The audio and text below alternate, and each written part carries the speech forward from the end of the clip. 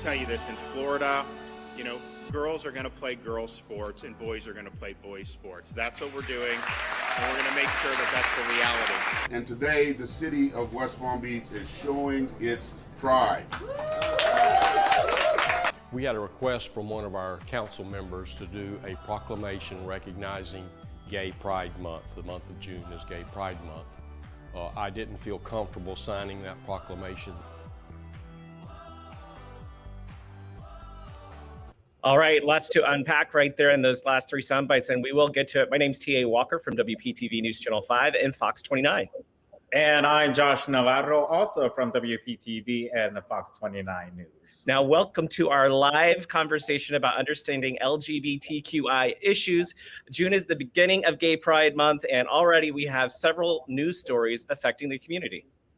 That's right. From transgender girls being banned from female sports in Florida, that was the legislation that was recently signed by Governor Ron DeSantis, to the Okeechobee Council voted against recognizing Pride Month. You saw a soundbite in there, and also vetoing funding for Pulse nightclub victims, mental health assistance. We're all going to dive into all those issues in just moments away. Yeah, and it's not all bad news for the community. There's victories to celebrate all across the viewing area, including downtown Clematis Street. They have the new Pride fountain display going on. They also have that crosswalk that you saw in the opening. And Palm Beach Pride Market is happening tomorrow in Lake Worth Beach. And Pride murals are being installed as we speak in Delray Beach and Boynton Beach. And also, Palm Tran has decided to come up with this Ride with Pride vehicle. Julie sent this to me earlier today. Let me bring in Julie. Julie, hi, how are you? She's from Compass in Lake Worth Beach. How are you? Great to see everybody. I love the pride colors in our picture frame. Now, when you sent me this photo this morning, what were you thinking when you saw it? I was like, have you ever seen anything so fabulous on a huge bus before? Public transportation. We've come a long way. We got our first comment. Andy Michael says trans girls are girls, and we're going to get into that, Andy, in just a moment. But first, I want to bring in Nikki from WRMF, 97.9 WRMF, from our partner station. Hi, Nikki. How are you? Hi. Thank you so much for having me. I really appreciate it. I'm happy to be here. We're happy to have you. Welcome to the community. Number one, you just got here a couple of years ago, right? Yeah, a little bit before the pandemic, so I still feel very new. Right. And I have not done a Pride here yet, so I'm excited to see what goes down this weekend. I want to bring in Reverend Marie Alfred Harkley. How are you? I am good, Alfred Harkey, and I am well, thank you. Like Nikki, I have been here since just before the pandemic, so I feel kind of new too. And you're the pastor at the Metropolitan Community Church of the Palm Beaches and Palm Beach Gardens, right? That's right. Awesome. And then our last guest, Josh, I'm going to let you say his name so I don't mess that one up. Rolando Chang Barrero, the owner of the Box Gallery and a community activist, as well as some other titles that I'm sure he can let us know about. Thank you for having me on with you all. So I really wanted to do some unpacking of some questions that I think the entire viewing area might have on LGBTQI issues. And I want to do that with Julie because there's all these letters that are being added on to our acronym. And I wanted you to maybe help explain what all these letters mean. So I think most of us know LGBT, but you want to briefly run through those? Right. So I kind of got a giggle when Alphabet Mafia came across the screen here because I personally think it's really fun, but I did not recognize that there are some people that might find it a little controversial, kind of demonizing non-heteronormative people. But, you know, if you're going to give me like a rank or a title, like I would like to be general or brigadier or lieutenant lesbian. So let's go on to the ones that are kind of newer. And why don't you explain what those mean? What is the difference between gay and queer? So gay, we used to use gay as the umbrella term for the whole community. But because we're all extra and we like to feel special, the new umbrella term is queer. Most of the millennials and younger generations have reclaimed the power of the word queer. They're loud, they're proud, they're queer, and they definitely have no issues with the word. For some of our older generations of lesbians and gays and bisexuals, that term means strange, off-putting, still sometimes revered as a negative connotation. And so I'll just give the advice what the kids tell us. If queer is not your word, then you don't get to use it. There you go. And then Q could also mean questioning, right? That's right. So for a long time, I think LGBTQ, when we stopped right there, Q did mean questioning, and it can still mean questioning. And then intersex, that's a new one for me. What does that exactly mean? So the former term was hermaphrodite. Oh, gotcha. And that is considered a negative terminology. The better, more medical term is intersex. That means that a person is born with both male and female parts, most of the time not always visible, internal organs, things like that. And so a lot of times folks have experiencing gender dysphoria when they are born as an intersex person because the parents or the doctor label them one gender on their birth certificate, but they have hormones, you know, from opposite sex or both sexes raging through their bodies. And so we all understand that gender identity is up here. Yes. And so then asexual can also, the A can also stand for ally, right? Yes, it can. I think there's a couple of A's now, so that we have our asexual folks included, where physical sexual relations is not as important as the person.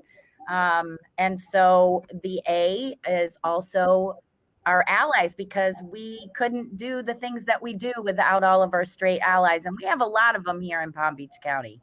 Absolutely. So now here's the thing I really want to get into, because I think the pronoun explainer that everybody's hearing often the, different conversations about he, her, she, him, he, what is all that? And why is that becoming a thing now? So we've been using pronouns for quite a long time. There's over 100 pronouns, and pronouns are important. Don't you think so, ma'am? I do. But for example, our company sent out an email, and one of the gentlemen that's at the top said he, at his email signature, he put he, him in parentheses after his name. So you're starting to see it more and more in pop culture.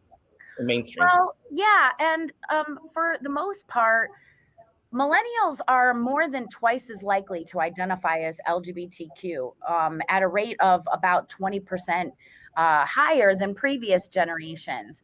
And so we can utilize pronouns on our name tags and at the bottom of our email signatures to normalize letting people know that we are inclusive and affirming of all people's genders, and what that would really mean for a new employee that may be transgender. So we can use gender expansive pronouns without too much pushback. Those are some things that you can do, is by respecting people's pronouns and respecting their gender identities, by just utilizing the pronouns that they wish you to use. All right. Thanks, Julie. I want to kind of get into the news of the week. Josh, do you want to take us through the first story? Yeah, so this week we had Governor Ron DeSantis sign SB 1028, which is creating the Fairness in Women's Sports Act, which will only allow females who were born of that sex to play in women's sports. Again, let's try to listen. Let's listen in on what the governor had to say when he made that announcement. First of all, it's not a message to anything other than saying we're going to protect fairness in women's sports. We believe that it's important to have integrity in the competition, and we think it's important that they're able to compete on a level playing field. And you've seen what's happened when you don't have that. And of course, we do have a heavy Republican conservative viewing and viewers, and especially here in Florida. But I just wanted to, just elaborate just a little bit, Julie, as far as your first reaction when you heard about that. Yeah, I see a lot of angry squares. It looks like an angry Brady Bunch right now. Yeah. So, Julie, do you want to make any comments as far as like trying to, I guess, open our minds and try to see, what is beyond what everyone else is thinking versus our own experiences or your own experiences within this topic? Yeah, this one is a lot to unpack. It made me really angry. This is just cruel legislation creating an issue where one doesn't exist. I don't understand what the issue is. I had someone call wanting to speak to a transgender female athlete that is dominating at the top of her sports amongst her other cisgender female teammates. Couldn't come up with a name because this is a non-issue. Can somebody else please take this from me? Thanks. Reverend? I was pretty angry too that happened on the first day of Pride. It seemed really like a slap in the face to all of us in the queer community. Let me ask you that. Do you think that was done on purpose, or do you think it was just what was coming on the governor's desk? Julie, I don't know about you. I think it was very intentional. I mean, oh yes. Yeah, I feel like this governor doesn't do anything without knowing how he's harming folks. Yeah. So, and I think that for me, one of the things that's been really sad to hear is how it's impacting folks in my congregation who are having to hear their identities debated as if there's some sort of issue rather than human beings. It's just painful. And as Julie said, it's useless. There's creating an issue where no issue exists as a dog whistle to whoever the governor is trying to attract in this way. And it's certainly not the LGBTQIA community. What do you think, Nikki? Well, first of all, I support obviously everybody in our community, every human being, period. But I do think that was just a very cold kind of slap in the face. Just a yes and no, black and white, boom, done. I think there's a lot of factors that should be discussed because people are not aware of certain things. They're not educated in the entire debate. I mean, there's so many factors. Like, for example, when you're a professional athlete, you cannot take, certain steroids and things like that. I mean, this is a very layered topic that I don't have answers to. And maybe some of the other panel has better answers than I can give with this. But I do know that there's layered there's just so many layers to it. And I try to be devil's advocate for somebody who has such a black and white answer. I try to see, okay, so let's, like you said, unpack this. Let's see what is this issue that and deal with every issue as they see it and try to discuss every particular issue. Because it's not just, oh, well, they were born a man, so they can't play on a female team. That's not the only issue here. There's more layers to it. Rolando? There's a lot of sports. There's wrestling, there's boxing, there's judo, there's karate, that is based on weight class and body mass, muscle mass. And I don't think that we've looked at enough solutions and alternatives to even larger cisgender women with petite women. Well, exactly. I'm not even getting into the trans issue. I think that a very large, muscular teenager that's 13 shouldn't be on the same team with a 12-year-old that weighs 40 pounds. It gives the teenager an unfair advantage on the same team. That's why we break them up in years based on growth, by classes, you know what I'm saying? And as a man who was very small and couldn't compete in the boys team, I would have loved, I'm cisgender, and I would have loved to have been on a team where it was based on body mass or size. That's why I went to judo. Makes sense. Andy says to So all. is it? I'm sorry. Andy Michael says to all trans and non-binary people, we hear you, we see you, we got your backs. So this comment from Andy.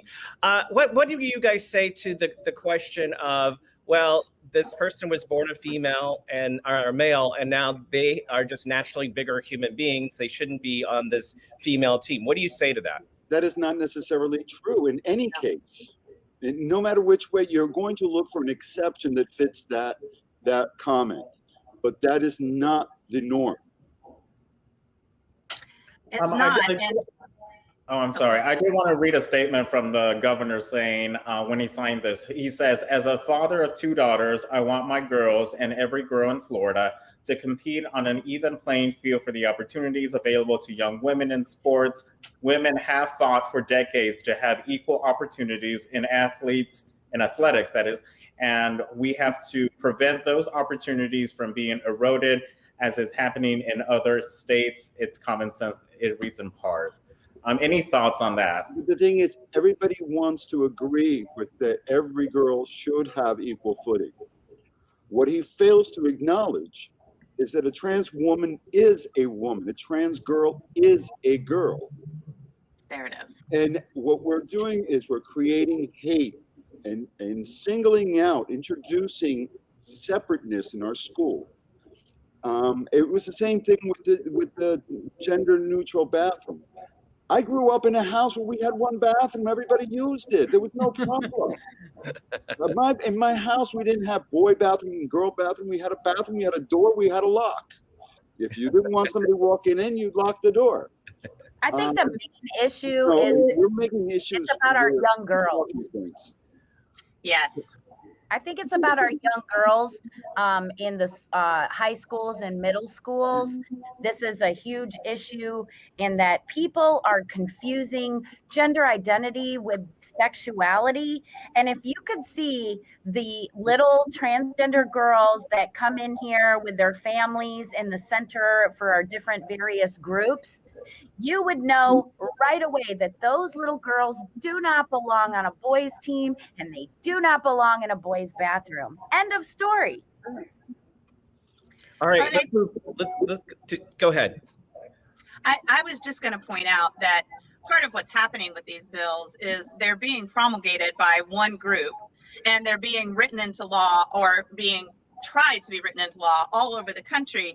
And it really is just about divisiveness and nothing else. It's not about solving any kind of problem that exists. Josh, let's move on to the next topic. All right, the Okeechobee Council over there vetoed to recognize Pride Month. We had our colleague Derek Loeb cover this story yesterday. Many of them voted because it's the way that their constituents think, and they voted for their constituents. What do you guys think as far as trying to have, go ahead. Let's play the clip first, just in case they didn't.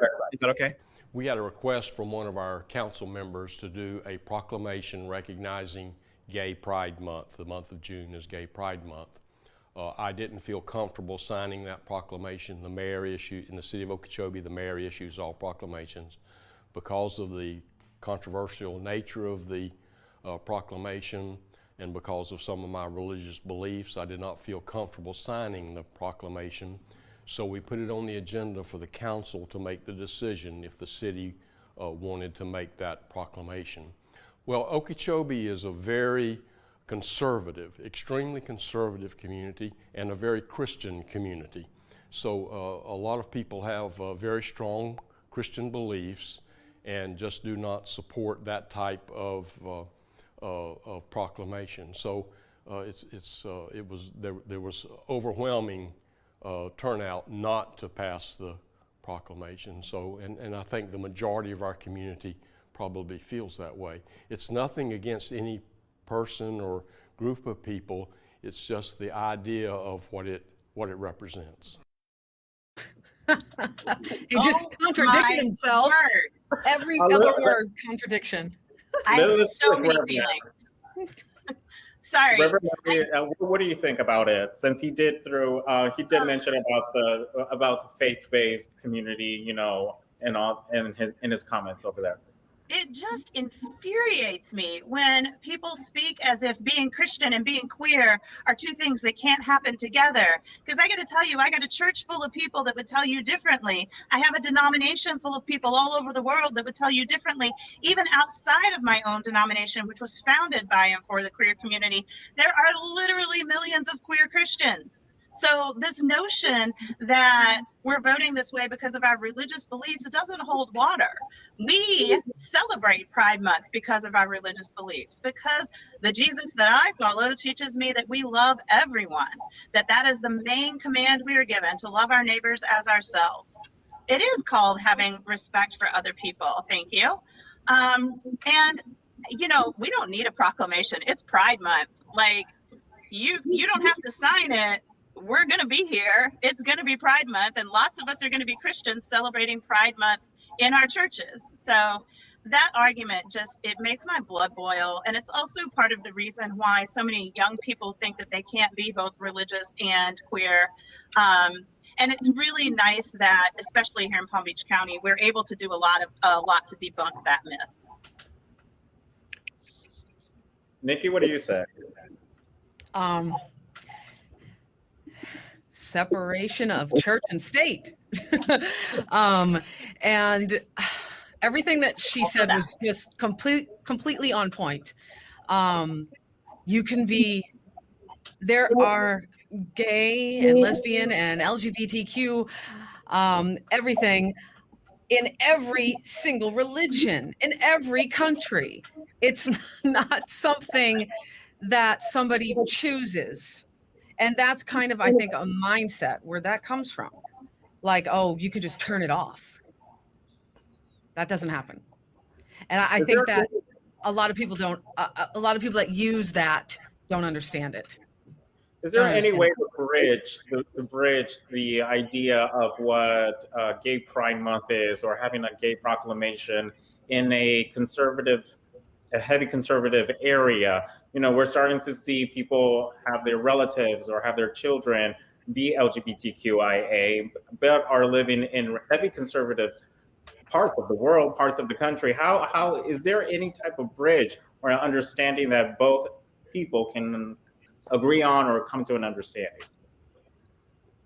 The only way that's going to happen is if we start learning to talk to each other and lose each other's commitment to be right and making the other person wrong.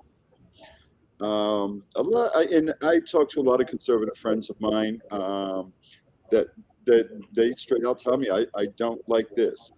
And once I talk to them and I accept that they may think differently because they were raised differently, but that I would never circumvent their belief system.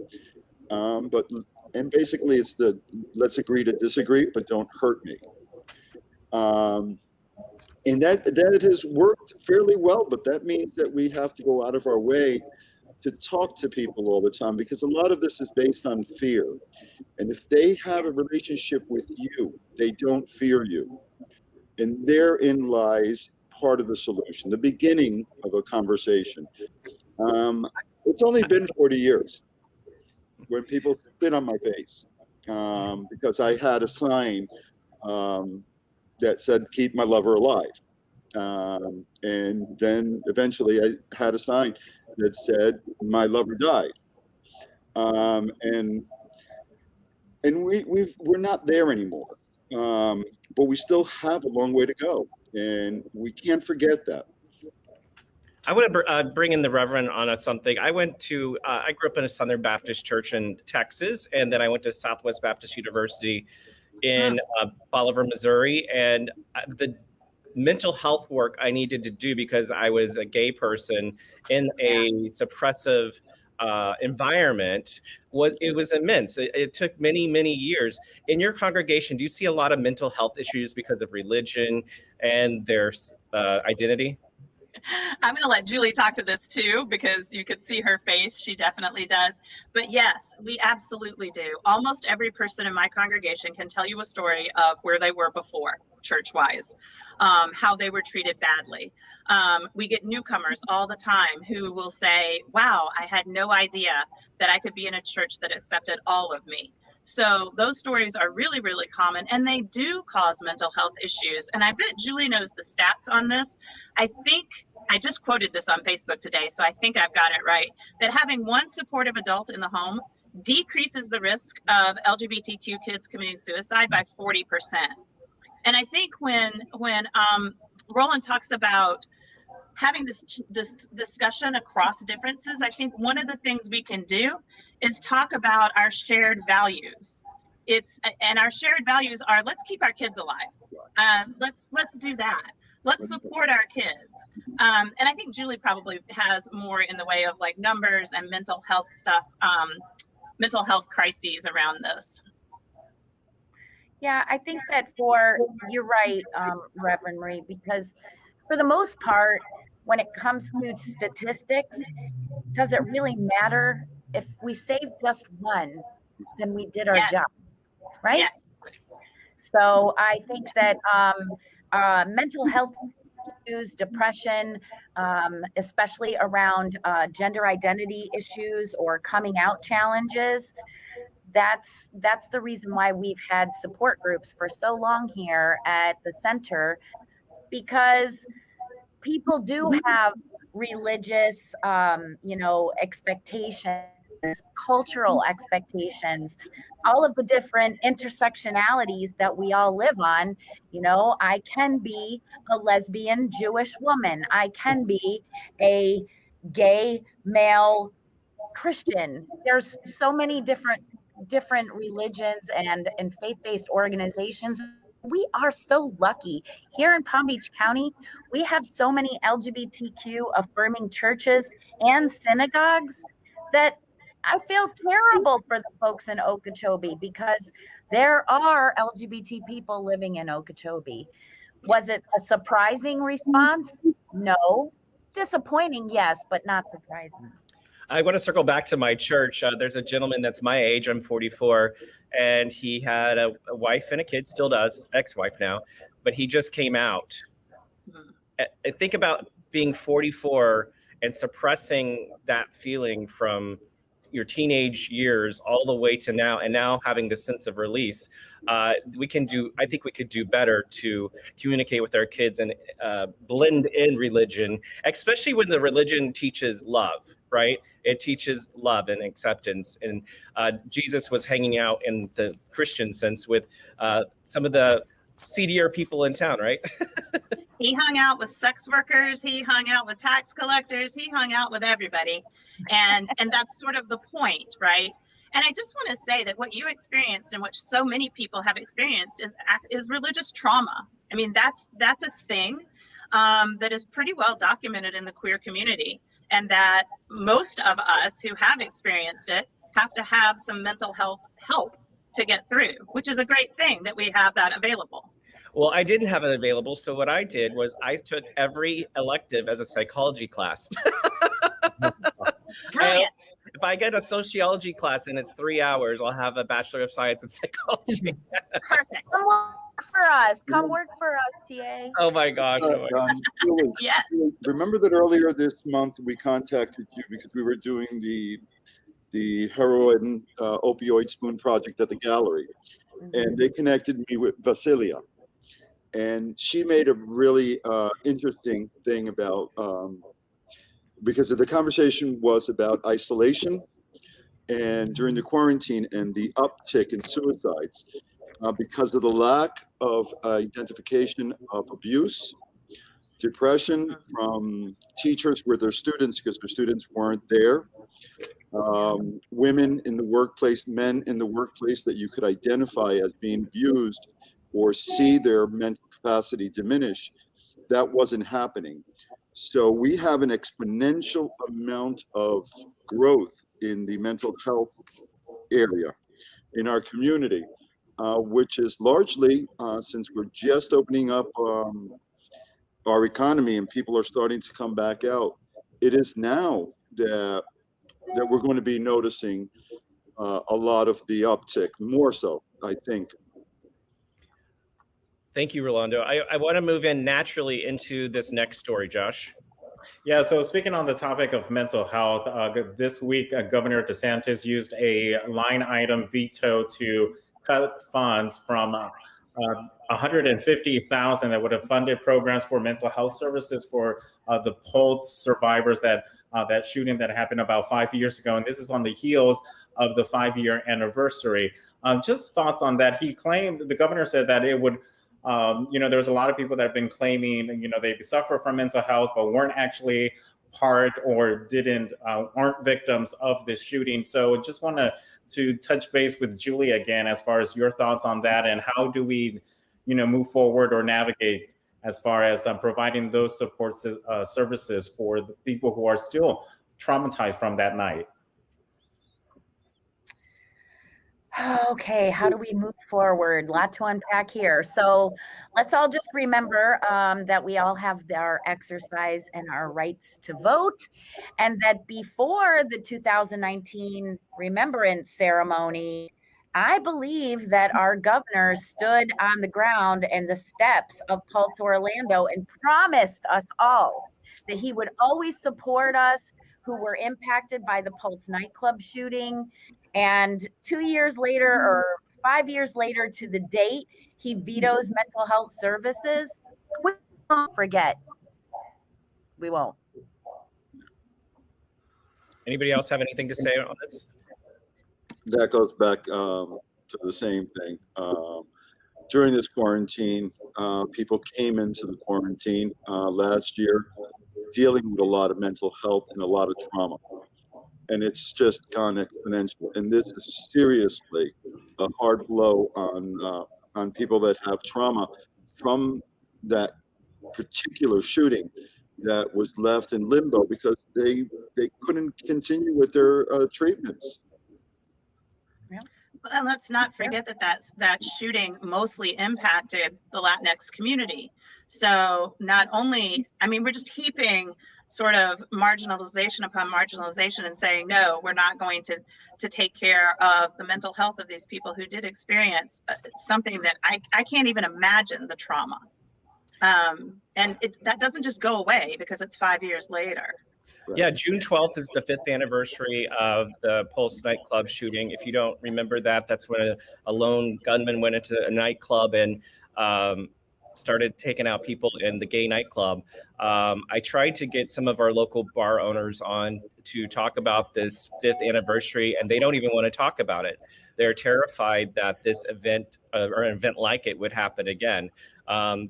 They're fearful from it. That's a real fear. Yeah. We all had that fear. I lost a lot of volunteers that used to greet all of our visitors here at the LGBT Center.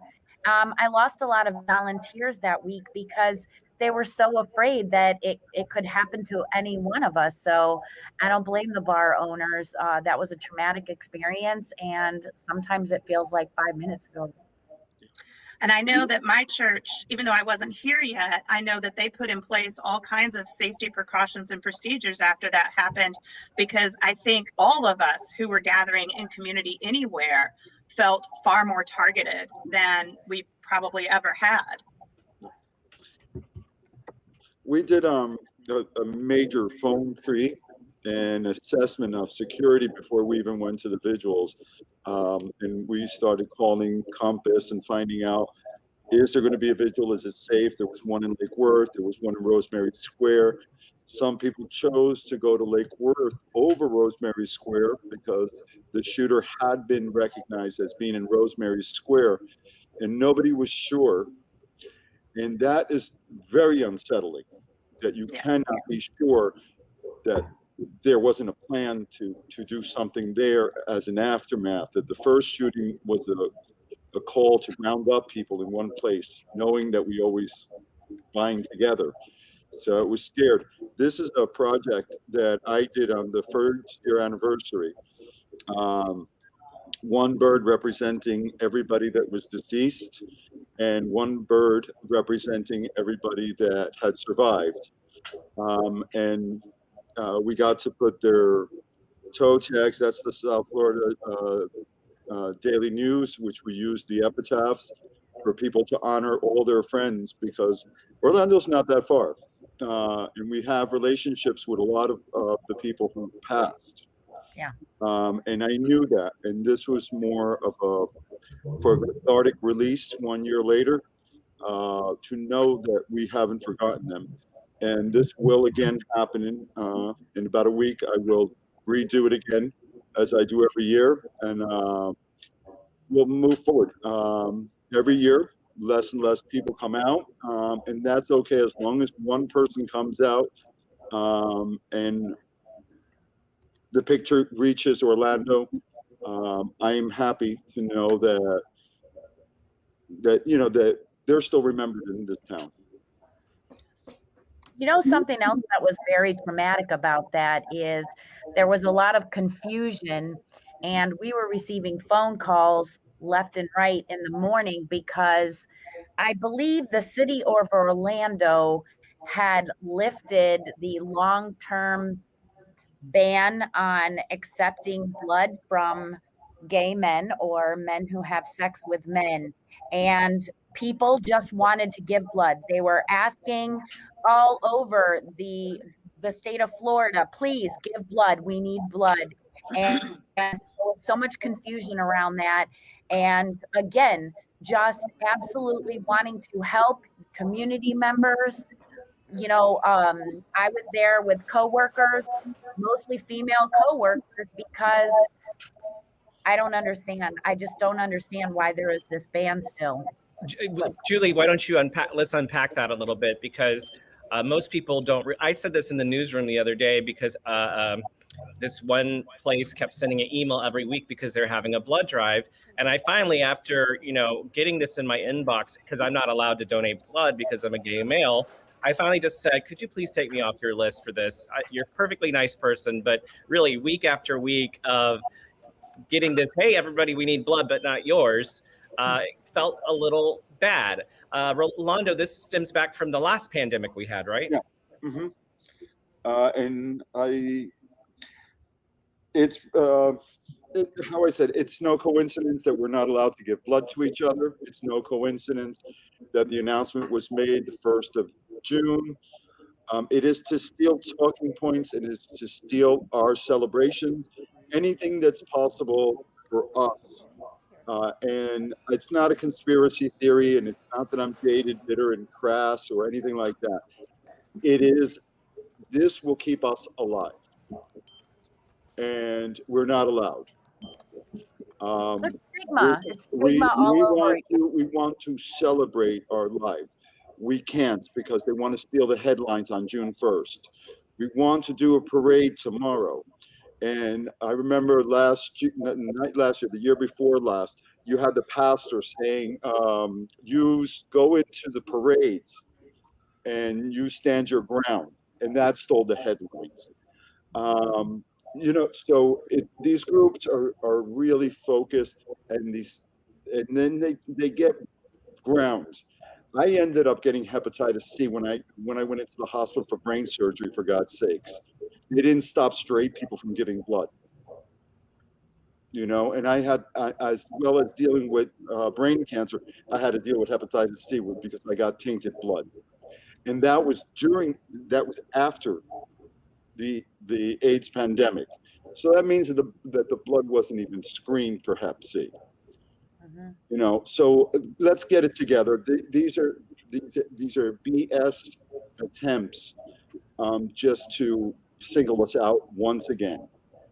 Josh, what's next? All right, so let's switch gears here and talk about the plight of gays of color. I want to bring in Reverend Marie Alford Harkey on this topic. It just, in general, it just seems that it's a little bit harder for the LGBTQIA, especially people of color, because we do come from, as Latinos, come from conservative ideas, and religion comes into play as well in the African American community. Talk to me about some of the challenges that you've experienced as far as hearing from people of your congregation on that topic.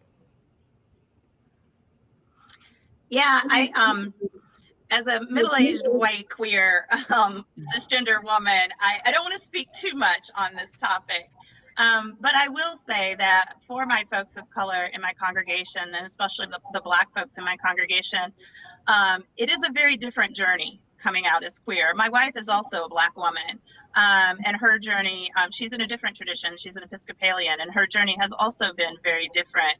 I think in some traditions, it's about sort of dragging folks along behind you, kicking and screaming, to understand the intersectionality of your identity as both a queer person and a person of color. And I think in other places, it's a matter of, and this has happened in MCC numerous times, of getting the tradition to respect your Black religious tradition as well. And as an MCC congregation, all of our folks come from somewhere else. You know, almost all of our folks. We do now have people who were born into MCC, which is lovely. But most of our folks come from another tradition. And so one of the things that's really important for us is to honor those traditions and pay attention to those intersections in our community as we also continue to push forward on our LGBTQ agenda. So it can never be just one thing. And I think that's what we as a community really believe. It's never one part of a person's identity. We believe that our bodies are sacred and holy, and that's every bit of our bodies. Rolando, do you have anything to say on this topic, since coming from a Latino background? You know, some of our parents are old school, very, very, very old school. So, you know, coming out or being part of the LGBTQIA community can be a bit challenging in some families. I came out very early, and I was invited to leave my house very early. And I was basically raised by drag queens and bartenders. And last year sometime, I actually called Julie and asked her, is unity in the community a declaratory statement or an interrogatory statement? And we should decide at some point to deal with this, because there's a lot of conversation about our history being rewritten or whitewashed. And I respect a lot of the white privileged gay men that helped us write our history, that helped get our name out in the media, that gave us the connection. I also am very grateful to the women. And I think that right now, a lot of the people of color are seeking, mostly people of color that are trans, that may not even look like they're people of color, just because their intersectionality makes them white Hispanics. There are such things. Blonde Hispanics. I want to give some context for people, the broader audience, about what we're talking about, really. The last person I dated was a Hispanic man, and his grandmother was having a 100th birthday party, and I was asked to come at the end of the night and to have dinner with the mom and dad and the cousin. But I had to wait in my car for other family members to leave the house before I was allowed to go in, not because I'm white, because they can't admit to their other family members that their son is gay. And it's those sort of that sort of vibe. Yeah, exactly. I think that's not necessarily Hispanic or Black for the most part. I'm more worried that we fail to acknowledge, because we get defensive, that our community mirrors the larger cisgender straight community. Because we practice loving people of the same sex doesn't mean that we didn't bring all our cultural baggage that we were raised with, and our imprints, and our religious bigotry, our racism, our classism, our hate into our community. And until we look at it and step back and not get defensive and try to protect it, we're not going to get anywhere. And we won't be able to lead by example. Rolando, you're sort of touching on something that Nikki talked to me about yesterday. Nikki, what you want to talk about the history of the LGBTQIA movement and younger people, right? Yeah, I feel like younger people coming up just see the rainbow, they see the party, and which is wonderful, but it wasn't always like that. And they don't know who Harvey Milk is. They don't know what Ellen did on the cover of Time magazine. How, yep, I'm gay. I feel like that right there was such kick the door down for just the world. You know, that there's so many of those instances that younger generation just has no idea. They just have no idea. But I also think that there's ways to educate, and not there are actually some states in America that require schools to teach a history of the LGBTQIA. In their, like California, New Jersey, Illinois. I came here from Chicago, so I'm proud of that. And you know, that's in just the general schools, so people are learning certain histories. But today's kids, they'll watch a movie or they'll watch a documentary, and there's a lot of those out there that they just don't know about. And I think it's up to people in the older generation to school them. Well, or if you were like me and you're in an area where you have no information, there was no internet at the time. Josh, don't look at me like that. There's no way to look up the information. I grew up at that time era too. I'm like right behind you, T.A. And so, you know what? Nikki reminded me yesterday. Yes, I saw Ellen in the news say I'm gay in Time magazine. And then right when I went to college, I started hearing ads for Queer Eye for the Straight Guy on the radio. I started, Will and Grace came into like this huge success, and it felt like it started normalizing. And by the time I got out of college and I got my first job here in the Palm Beaches at 1290 WJNO and then Cool 105.5, I was like, oh, I have to come out again, because here's a new community, and I didn't know how to do it. So I remembered Ellen, and I thought, well, let's just get them to laugh first. And so on the morning show on Mo and Sally, I just made them laugh. And I used pronouns like, I went on a date with them last night. They were cool. I didn't really like that one, you know, and then eventually started letting he's and hims slip in. So by the time of my 11-year run there, everybody knew I was gay and nobody had a problem with it. And I just really appreciated that journey. And I was talking to your colleague, Nikki, Jennifer Ross, and she used to be co-host with In the Closet Gay Man, Kevin Kitchens, back in the day, but it was an honor to get to be the first gay man on the air in the Palm Beaches. So, you know, it's just, everybody has their own stories and their own perspectives and their own plight through this journey, because they're all so different. Yeah. I used to work with matters. Yeah. It does. I used to work with an older gentleman that was clearly a gay man, but you know, he was so closeted his whole life because he was part of that older generation, that it's just so difficult for him. You can see what's going on behind his eyes and how hard it is, and that he had to fake it for so long, and he had to put on a facade and be somebody he was not for so many years, and that is really hard to peel off. That's really hard to peel off. Yeah. It was even harder for us to have to witness the bashing and the siding with the other side in order to maintain that closetedness. And that created a predicament for us. Do we out them and stop the abuse? Right. Or do we understand them? Which is a lot of the issue with the youth now. They don't know their history, but we fought so that they wouldn't have to be confronted with any of those things. I want them to walk hand in hand and dream of unicorns and not worry so much. Yes, to expose them and to invite them to learn their history, but not to make them wrong. It is Yes. my deepest desire, and I was on a lot of the front lines in Chicago with Danny Sotomayor, and I don't know if you know the whole ACT UP history from Danny Sotomayor, yeah. we were there together, and we were getting spit on and getting bottles thrown at us and everything. I don't want these kids to be marred by that. I want them to call me a troll, and I don't want to get insulted. A troll is, by the way, a man that may be over 30 years old to most of the gay community. I'm really grateful to the youngins, the young people, because they are leading us in ways that I don't think we could have envisioned back when we were just grateful to hear Ellen say, "I'm gay" on television, right? And those moments are important.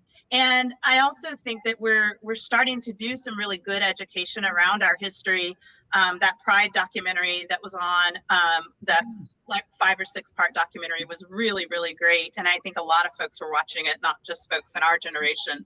And I think that, you know, paying attention to where the youth are leading us right now is really important, because they're taking us so far beyond anything we could have imagined, anything we could have hoped for. And they have so many hopes and dreams that are not just unicorns and rainbows, that are really about justice seeking in the world, way beyond anything that we thought about when maybe some of us were just thinking about marriage equality, for example, or whatever else was happening. So we're being led in some really, really important ways by young people. It makes me uncomfortable. What I was getting, let me correct some. No, my turn. You can lie. My turn. My turn. I don't want it to linger that I want people that I'm calling them unicorns and rainbows. I don't want them to lose their youth like we did. Oh, right. No, I didn't take it as bad. No, I heard you. I heard your concern. And what I was going to say is they're so out with it and so free with it. I get uncomfortable. Like, I'm like, why am I so uncomfortable with them being like me, like I should be, like walking down the street? You know, we skipped over a topic just because of the flow. So Josh, this is the next topic we have. All right, with Reverend Maria again, LGBTQIA and religion. I think we touched a little bit about this when we were talking about the Okeechobee Council over there not recognizing Pride Month. It's a really it's a really tough topic. Don't do it. Because like I also as well grew up in a very religious background, Pentecostal. So when I was growing up and knew my identity or my sexual orientation, it was traumatizing, because I was like pray the gay away. I was praying the gay away every time. Doesn't work. And I made promises in order, you know, to be blessed, and I broke those promises. So, you know, what would you say as a faith leader for any person who's going through that, or any youth who may be, you know, a little bit torn between their family and the faith and who they are wanting to be or becoming? You cut out a little bit, but I think I got most of what you're asking. You know, part of the reason that I'm a pastor now is because I used to be a high school teacher. And in that role, I was one of the leaders of the Gay Straight Alliance. Wonder why they asked that, teacher. And I was constantly talking to kids this was in a rural, constantly talking to kids who were at odds with their parents because of religion, or with their church because of religion. And I remember one that sounds almost like a stereotype. He was told by his church that he could either be the vice president of the Gay Straight Alliance, or he could continue to work in the youth theater group in his church. Because of course there was a gay kid in the youth theater group at church, right? And he chose the Gay Straight Alliance. And I think that those experiences of literally having to talk religion in a public school with kids who were suffering this kind of religious trauma was what drove me to become a pastor and to hopefully make it better on the other end. And what I love about our particular denomination is that we were founded by and for queer people. So we didn't have to come to acceptance of queer folks. We have always been those folks. I think that we offer as queer people to our various religious communities is one of, it's not just one of, hey, you're supposed to love everybody, but it's also one of reflecting however you believe this, and different traditions have different ways of reflecting it, but we are all made in the image of God. Well, this is one of those images. My queer non-binary kids in church are some of those images. This is how we get to know what the divine is like. We get to know each other. So I think that I want to help heal that religious trauma. And I also want to let kids know that it's possible not to have it. You can just come and be accepted. And there are places in MCC where kids have just grown up in that environment. And it's kind of amazing to see. So I just changing that narrative and helping folks really integrate their spirituality and their sexuality is something that my congregation and my denomination are really, it's really important to us.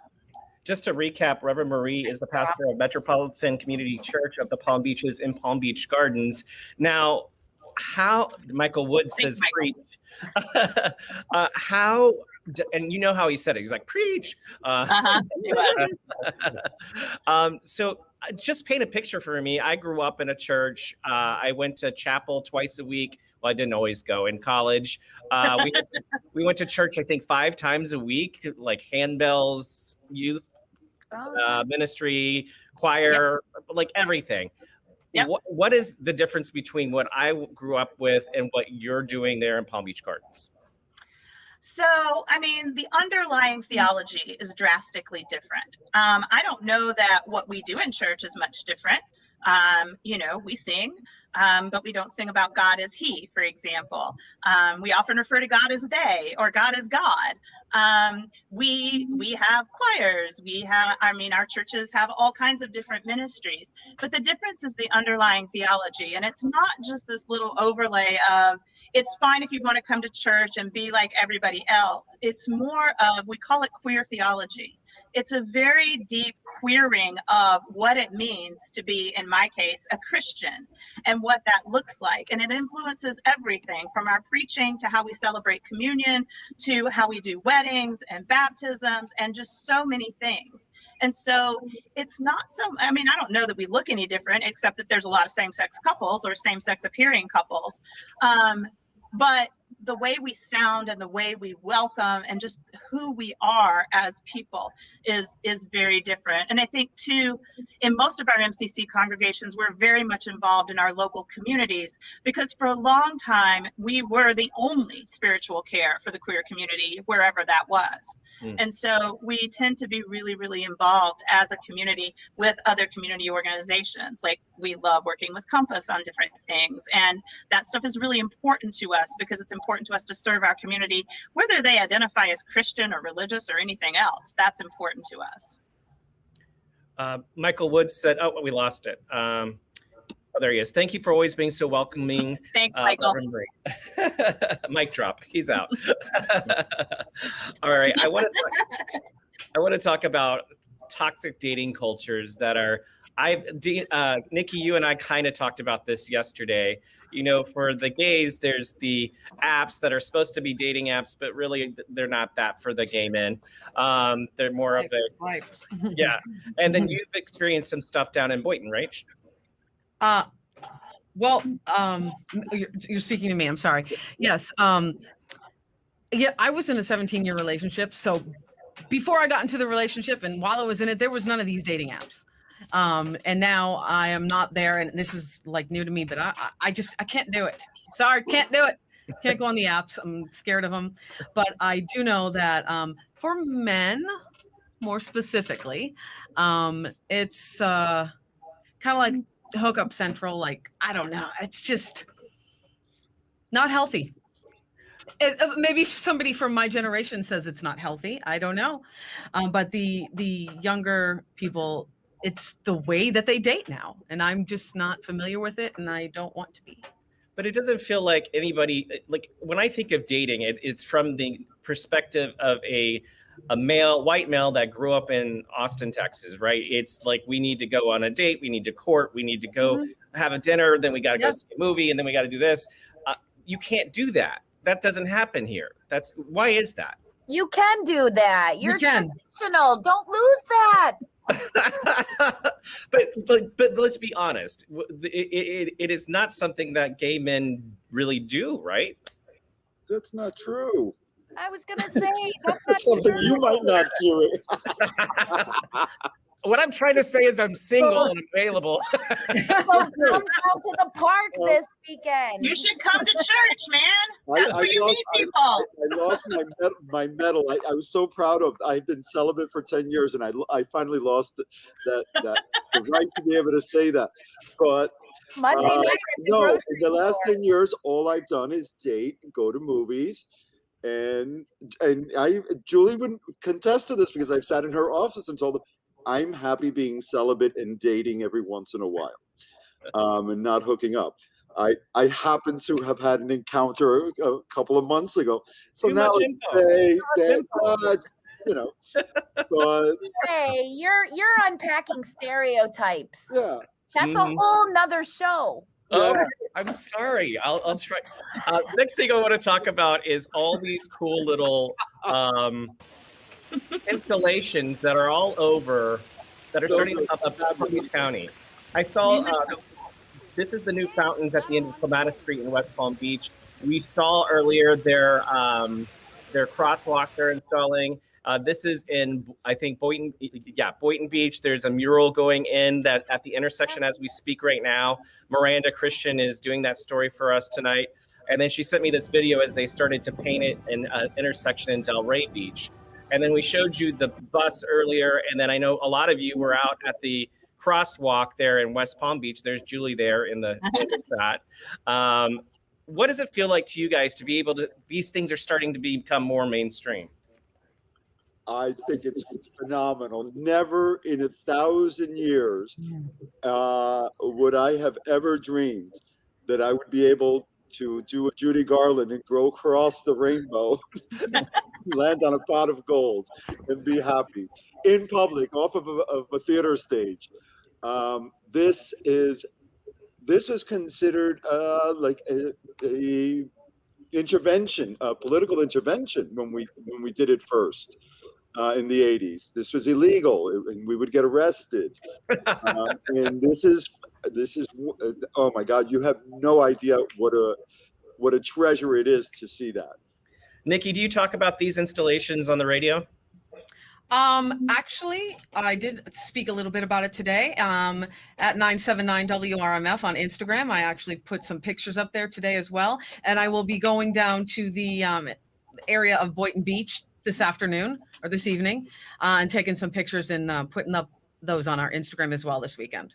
Julie, you guys make a big splash with your parade each year. We're not doing that this year. We're doing a Pride Market tomorrow, and I'll talk about that in a little bit. But for you created a big scene every year. That was kind of the one time we got a big rainbow on a road, and to see them all over the place now. What's your take on that? Look at me. I'm like up in the air. Like it was so exhilarating. I just never thought that we would see rainbow crosswalks, including the progressive pride flag crosswalks. Yes. All over the place, like the cities racing to be first. It's representation matters, like everybody was saying, and I was kind of surprised. I got a little emotional. But if you missed it, like I said, there's Boynton Beach is happening next week, and then next Saturday is the Delray Beach Progressive Pride Flag Crosswalk. That's in the morning over by the Pineapple Grove in front of the Arts Garage.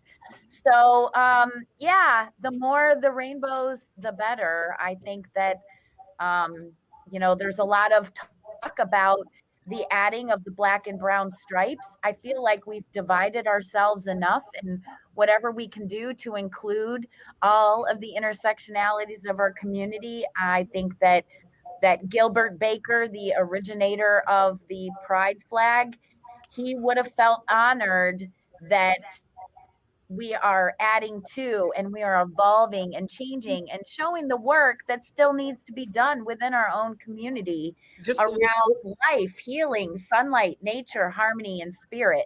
Those are the original 6 colors that were meant to represent those things. And so I am here for it. Like, I'll just schedule myself the rest of the year to attend these crosswalk dedications. So for people that don't know, explain the added colors to the flag. So the added colors to the flag was created, I don't have the artist name, in 2018 to include the transgender community, which are the colors right there that you're looking at on the screen, the pink, blue, and white. And then also, we were talking about that intersectionality earlier of our Black and Latinx, LGBT, our communities of color. And so those two stripes were added to the mix because we all have to agree that the LGBT community will not achieve full equality as long as LGBT people of color continue to face oppression and marginalization just on the basis of race. And like you said, they're double marginalization. So yeah, I did. I was really surprised. I started tearing up. I'm like taking 1,000 pictures. Normally, I just, want to make sure that I'm where I'm supposed to be. And when my team tells me where I'm supposed to be, and I just stayed for like hours afterwards. It was so fun to be there. Reverend, you have the name of the artist?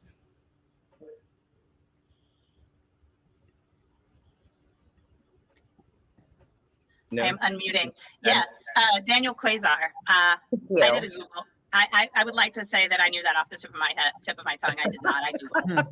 Thank you. In full transparency, yes, of course.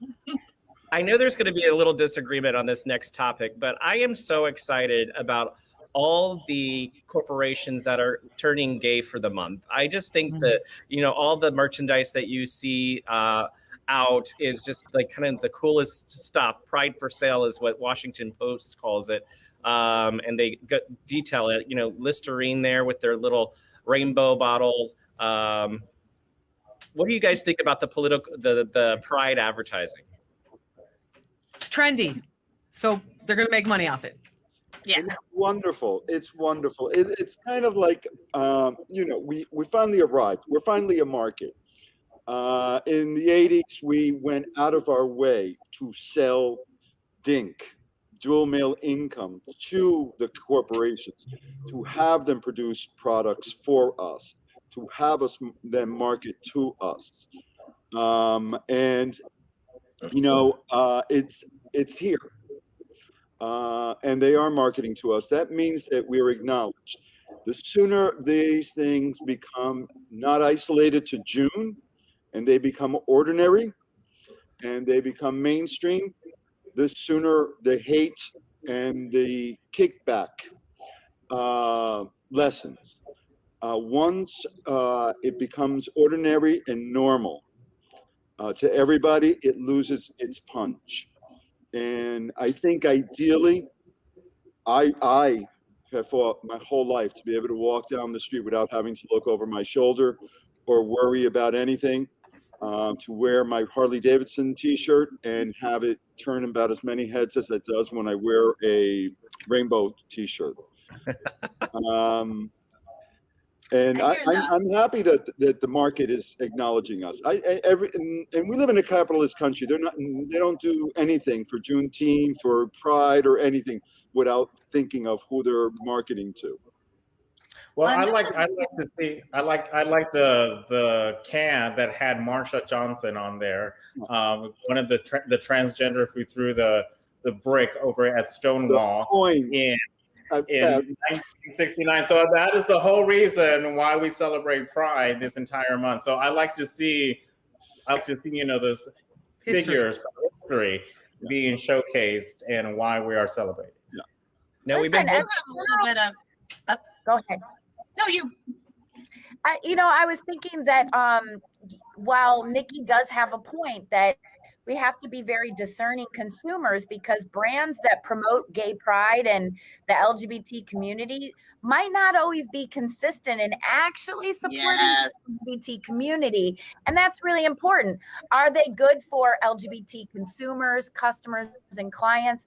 And at the same time, are they also good employers? But as the general support for LGBTQ rights grows, so does the corporate incentive for brands and companies to position themselves in sync with that growing sentiment. So I think that we just have to be really discerning, and we're all looking for change. So when change does happen, like, let's embrace that. Let's Yeah. embrace that growth. That's part of. And aside That's from part that, of what we I need wanted to. sponsorship money so that we could throw a bigger pride parade next year. And we need everybody on board. But you're right. Yeah. Their dollars are pride dollars also. And we'll take care of all the employment disparity and stuff like that in the courts. Rolando, when your picture goes off the air and somebody else's goes on, you stop talking. Oh, I do want to offer just a little bit of. I think I want to expand a little bit on what Julie said and offer a little bit of what I'm learning from young queers of color around the corporatization of pride. It's a fine line, and what I'm hearing in my community, well, not my communities, but in the communities that I frequent that are much younger people than me and mostly people of color and identify mostly as queer, is that if you're going to make money off of us, I want to know how you are supporting us. And that's not just about employment and other things. That's like my young queer kin who can't get jobs, or who are trying to make, who are really trying to, like, fighting with student loans and all of the things that are happening for people who are so much younger than me.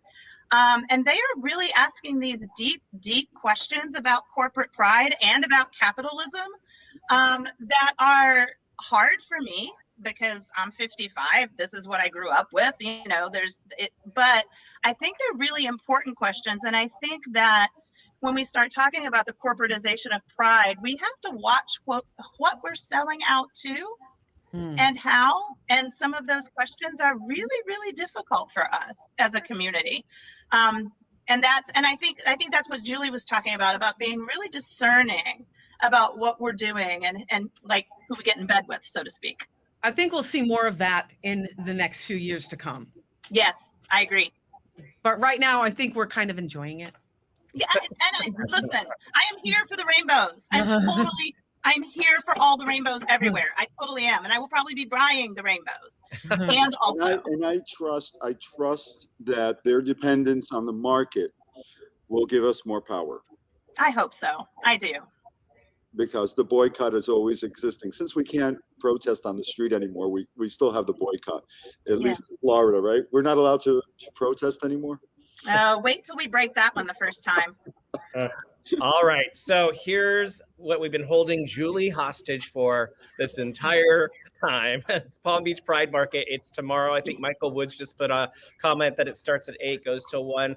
And so what we're used to seeing, Julie, is this footage that I shot 2 years ago at the Palm Beach Pride Parade. But we've had to modify it because you made your agreement with the city in January, and where we were in January isn't necessarily where we are today. So you have this really cool idea. Tell us about it. Oh, just watching the parade, I just didn't expect to feel that way. So I think that in January, I think that people don't realize how it takes a year to put all of these systems and processes in place to produce a 2-day festival and a large parade. And so there are different municipalities across the nation, even in South Florida, that they have moved their parades to October in the fall. We usually have Pride in March because it's cooler and less rainy.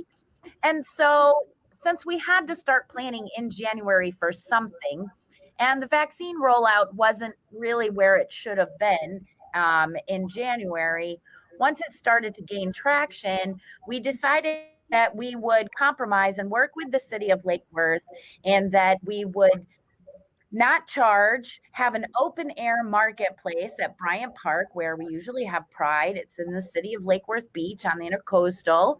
And a lot of the folks, they're ready to get back together. It's going to be outside. People can see some of their favorite Pride vendors, along with a lot of new ones, actually. We have over 90 vendors. And so stretched the park out because we do have COVID protocols in place. So we have socially distanced the tents. We're utilizing more of the park. We're going to have fresh produce, plants, prepared foods, handcrafts more. It's going to be a family friendly, pet friendly event. We're even going to have a mobile vaccination unit for the Johnson & Johnson vaccine. People can do pet adoptions with Barky Pines. I just think that people are ready to come back together again. It's a year and a half. You left out the most important part. Mimosas? Yes, mimosas. Has anybody made rainbow Jello shots? Oh, it's such a lush. So yeah, so normally we have a beer tent and some frozen drinks and maybe something a little bit in the stronger way of spirits. So because it's in the morning versus all afternoon for a couple of days and into the night, the Pride Market opens to the public at 8 a.m. and we're going to be serving rosé and mimosas. And so there'll be other vendors doing other non-alcoholic refreshments. So yeah, it's going to be a good time. I won't be drinking any mimosas until after the after parties. I'll have yours. Thanks. Thank you. Yeah, Bless your heart. I will too.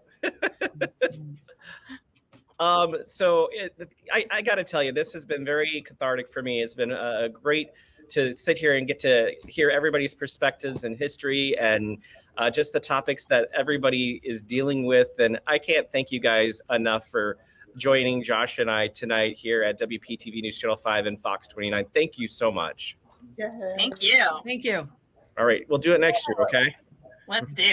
All right, bye guys. Cheers. Bye-bye.